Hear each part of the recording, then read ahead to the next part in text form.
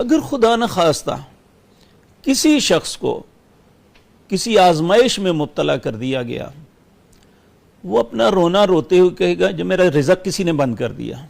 اکثر سنتے ہیں ہم ایسی بات. جی یہی لفظ آپ سنیں گے، میرا رزق کسی نے بند کر دیا. جبکہ اللہ کہتے ہیں جس کو میں دینا چاہوں کوئی بند نہیں کر سکتا.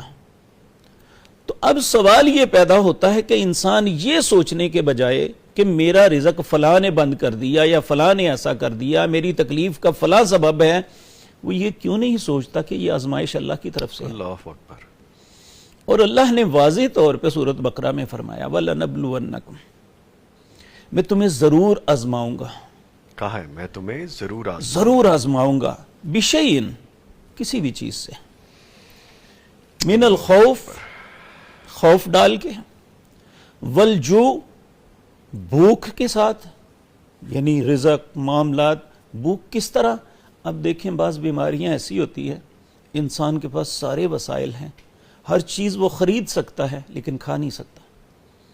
والجوع ونقص من الاموال، مال کو کم کر کے، والانفس، جان بھی لے کے، والثمرات، پھل چھین کے. لیکن پھر ساتھ فرمایا یہ میری طرف سے آزمائش ہے.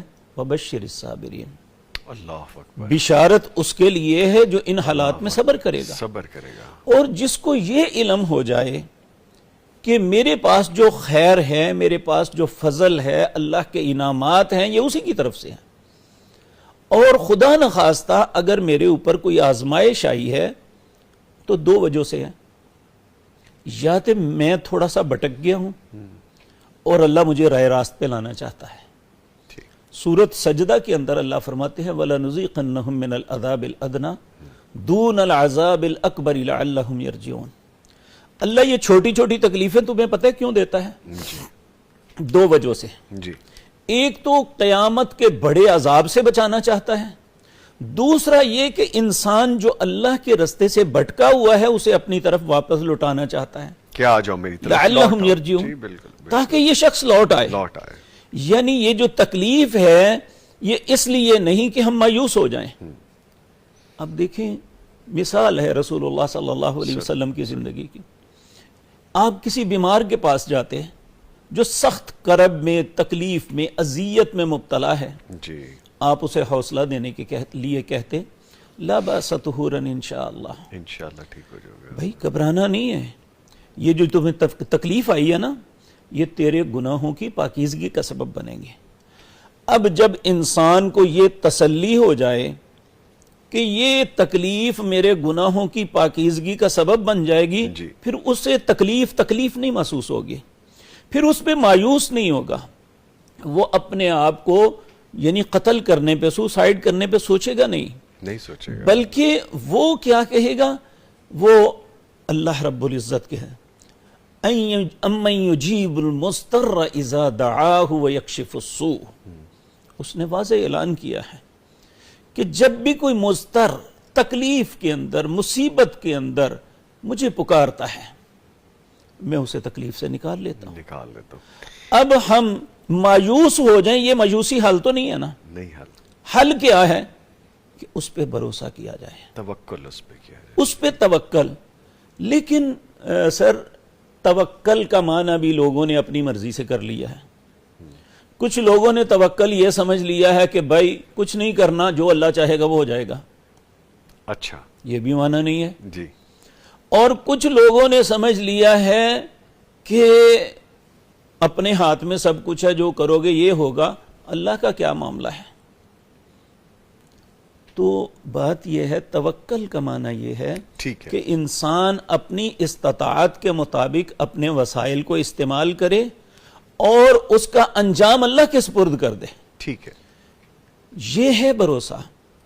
تو یہ اگر انسان آج بھی اللہ پہ صحیح ایمان لے آئے. صحیح ایمان کیا ہے؟ کہ ہمیں اپنے رب پہ بھروسہ، توکل ہونا چاہیے کہ میرے خیر اور شر دونوں معاملات اللہ کے ہاتھ میں ہیں. اگر خدا نخواستہ کسی شخص کو کسی آزمائش میں مبتلا کر دیا گیا، وہ اپنا رونا روتے ہوئے کہے گا جب میرا رزق کسی نے بند کر دیا. اکثر سنتے ہیں ہم ایسی بات. جی یہی لفظ آپ سنیں گے, میرا رزق کسی نے بند کر دیا, جبکہ اللہ کہتے ہیں جس کو میں دینا چاہوں کوئی بند نہیں کر سکتا. تو اب سوال یہ پیدا ہوتا ہے کہ انسان یہ سوچنے کے بجائے کہ میرا رزق فلاں نے بند کر دیا یا فلاں نے ایسا کر دیا, میری تکلیف کا فلاں سبب ہے, وہ یہ کیوں نہیں سوچتا کہ یہ آزمائش اللہ کی طرف سے ہے. اللہ اکبر. اور اللہ نے واضح طور پہ سورۃ بقرہ میں فرمایا وَلَنَبْلُوَنَّكُمْ, میں تمہیں ضرور آزماؤں گا. کہا ہے میں تمہیں ضرور آزماؤں گا, بشیئن, کسی بھی چیز سے, من الخوف, خوف ڈال کے, والجوع, بھوک کے ساتھ, یعنی رزق معاملات. بھوک کس طرح؟